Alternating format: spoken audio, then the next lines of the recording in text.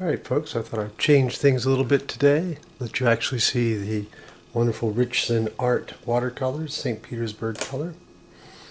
So we're on to stage 4. Today is a hilly, might be a better word than mountainous stage.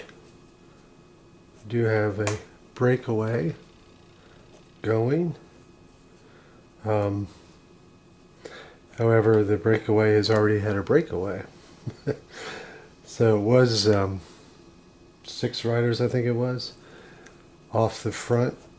But then Sylvain Chabanel decided to take off on his own in hopes of claiming all of the King of the Mountain points on the stage. He has already picked up 1 mountain, so tying all of the others, because it's 3 different riders hold 1 point in the effort. But he's now going over the second 4th category climb of the day, and that puts him in the outright lead of the race with all of 2 points. Now the King of the Mountain stage's points in the early part of the race are, well, I'm trying not to be unkind, but almost gratuitous, picking up 1 or 2 points during the course of the day. However, when we get into the Alps a little bit later on in the tour, there'll be 20, 30 points on offer. So this is just an hors d'oeuvre, as you will, for what's yet to come. So the King of the Mountain stages, or points, are always marked by a banner across the top of the road. And it's called the Maillot or the polka dot jersey. Again, the French tend to reverse the order of adjectives and or nouns. So it's technically jersey of polka dots, but we'll call it the polka dot jersey because one makes a little more sense. So he's gone off on his own, and now with having gotten over the second thing, will remain to be seen whether he drops back to let the companions, his former companions, catch back up. The reason to do that is so that he can continue to have a hope of actually winning the stage as well. He's also currently the virtual yellow jersey just by the amount of lead they have over the peloton. So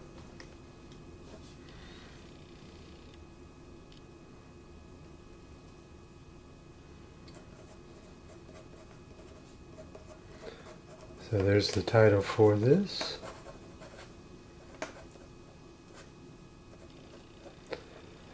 That's right, it's 7-Eleven today. Remember to go get your free Slurpee.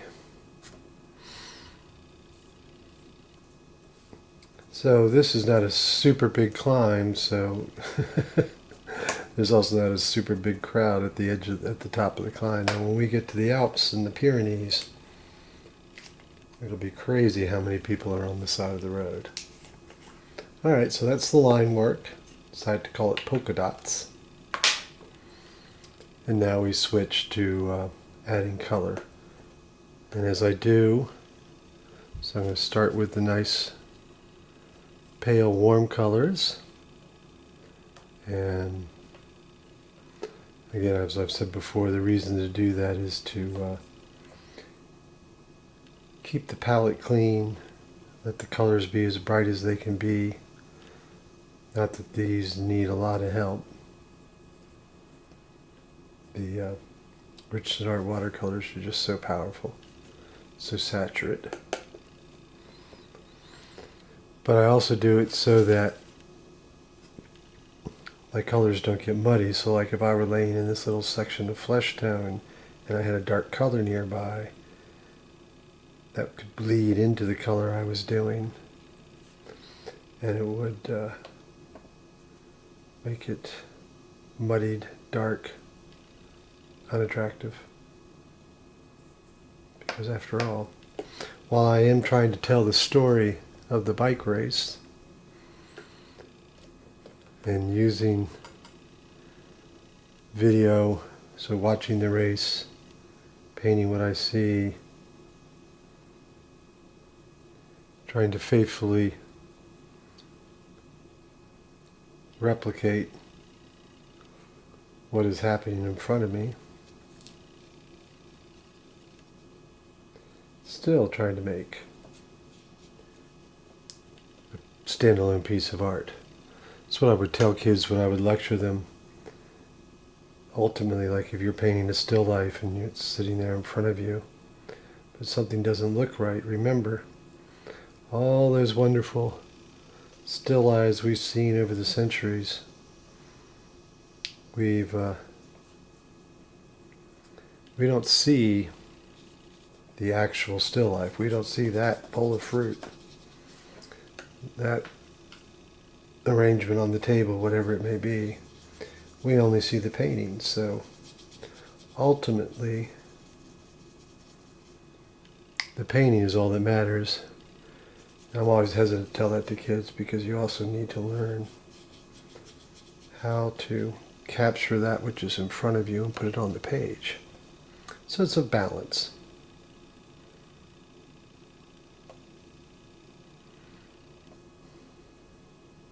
So every time, so Sylvain Chabanel has been the former French world champion, French national champion, and any former champion of a country always wears those colors, their flag colors, on their sleeves in little bands. So he has little red, white, and blue, although in French it would be bleu, blanc, rouge. I always say that to myself whenever I'm doing it, the bleu, blanc, and rouge, just so I remember to get the colors in the right order. Done that before. Painted somebody's national flag wrong. Had a long, tough time learning how to do the Colombian flag, which order the yellow, blue, and red were in. Still not 100% sure. And sometimes with these images, it's just a little hard to make out exactly what's going on. And then again, because I'm painting, I'm not photographing, sometimes I just simply change things. They may have some flag that's not attractive or not appropriate to the story. So now, just to show that this is a banner in particular, lay this sky in.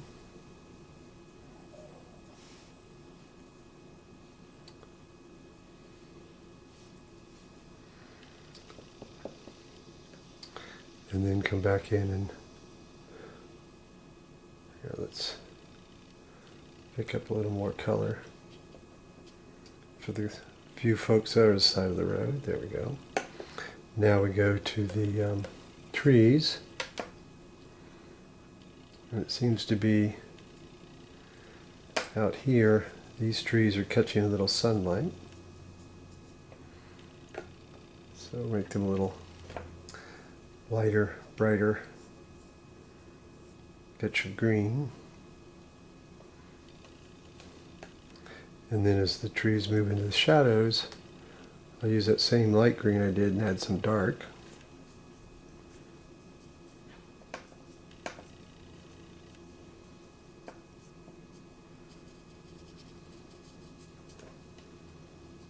So you start to get a little bit of the little more dark as we move into even more shadow.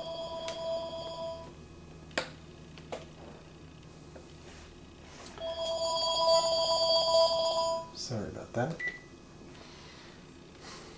Life does go on even when you're shooting YouTube video.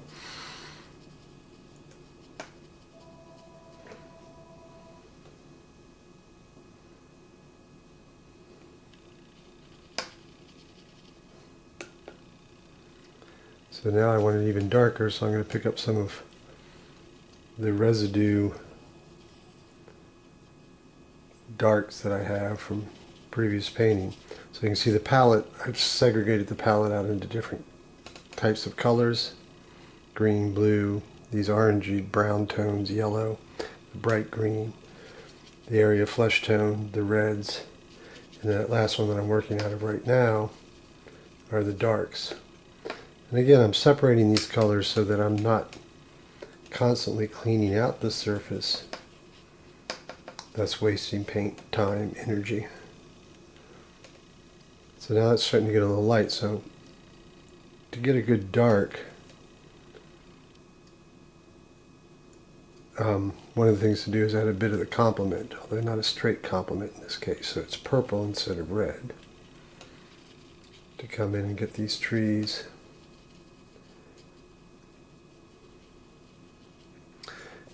Now to switch on to an even darker, so I had that green there, I'm just going to add a little bit of the red. Red, I say red. It's more in alizarin crimson, but now I got too far that direction, so just come back in with a little green. And now it's time to do Chabanel's kit. So you can see if I'd had, now with this dark in and wet, if I tried to push some flesh tone around, I'd get a real muddied mess. But because that flesh tone is rather dry, everything stays in place now.